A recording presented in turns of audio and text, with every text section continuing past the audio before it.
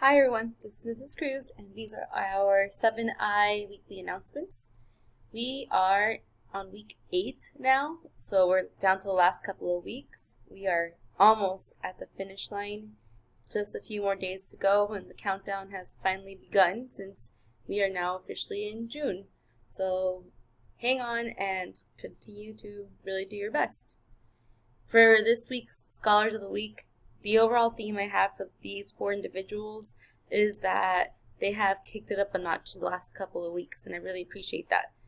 So in period 3, I want to recognize David Angulo because the last few weeks I've noticed that I know that it's possible to just kind of give up at the end, especially if you're kind of at a grade where you don't know if you'll be able to recover, but I know that with David, all of your hard work is paying off, huge difference, and you're doing a great job. Denise Machuca, I know that you kicked it up a notch since like a month ago, and I like that you've been maintaining that hard work and you've been focused, so I appreciate that.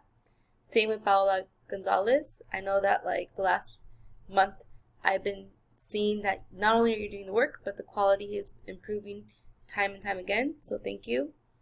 And then finally, Kyoki, similarly, like I know that you're not letting some missing assignments kind of hold you back. You're moving forward, you're trying your best, and like I was saying, I really appreciate that because it could be tempting to slow down and feel tired. That's normal, but good job to the 4 of you and many of you out there who are continuing to do all the hard work.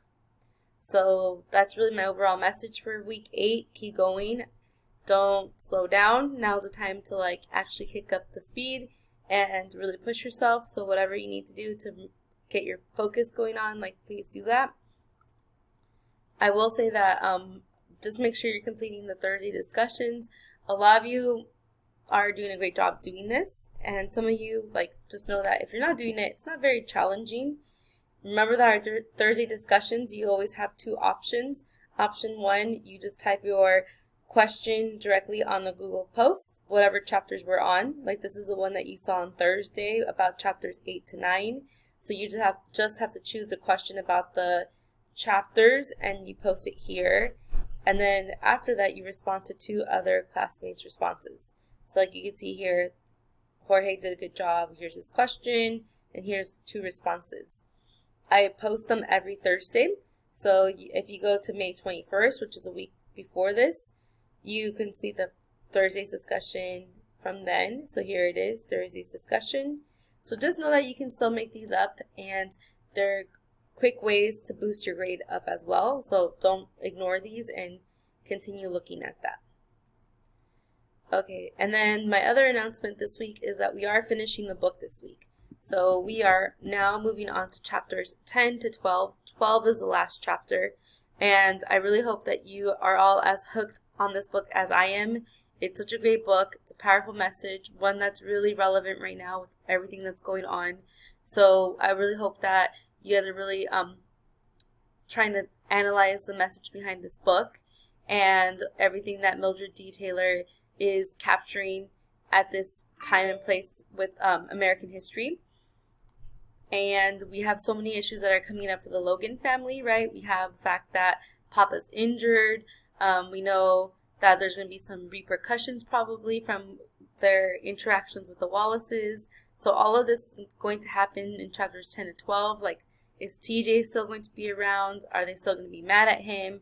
Is Mama going to get her job back? All of these questions are floating around that'll really be answered in chapters 10 to 12. So continue reading along and doing your questions for those chapters. So here's our weekly schedule for week 8. So for week 8, our schedule looks like same as we did before. So from Monday to Thursday, I have assigned reading pages that I recommend. And then I'm still doing the recordings of the videos. So I've already posted the ones for Monday today. And you can find the videos here by clicking the links. I also post them on Google Classroom. So today you should see the videos that I posted in the morning when you click the assignments. So if you click the assignments and look at the instructions, there you will see the YouTube videos. And lastly, I also still have this document going for the YouTube readings if you ever need to catch up. So as you can see, I post them when I complete them. So later today I will be posting the ones for the later pages. You could also find that document by clicking here where it says YouTube videos. So several different ways to access the videos that I post, and remember that they're just for you to use as a resource. Even if you just want to check your answers, I recommend that too. Today I will be logged on to Zoom from 1:30 to 2 for any of you who want to start the readings with me. It's optional today. Then I did have to make a few changes because of the meetings that I have coming up this week. So please pay attention to the schedule. Like this week's Zoom session is going to take place at 12:30. So remember, that means if you are not posting on Google Classroom, you have the option of participating in a Zoom session. And I really recommend these because we have great conversations. You're able to get better clarification that way. So please log on to these Zoom sessions. And I also am moving my Zoom's office hours to 12:30 to 1 on Friday because I have many different meetings that are happening throughout the week. Please let me know if you have any questions about this. And this time around, we will close with our quote for the week, which says, "In any moment of decision, the best thing you can do is the right thing. The worst thing you can do is nothing." I know there's many ways to interpret this quote. For me, as far as it goes academically, I think the best thing you can do right now is try. So even if you feel like, man, I have so many missing assignments, remember that the best thing that you could do is just try your best to complete them and reach out if you feel a little lost or stressed. Okay, so let me know if anything comes up. I'm here to answer any questions and help in any way that I can. Thank you.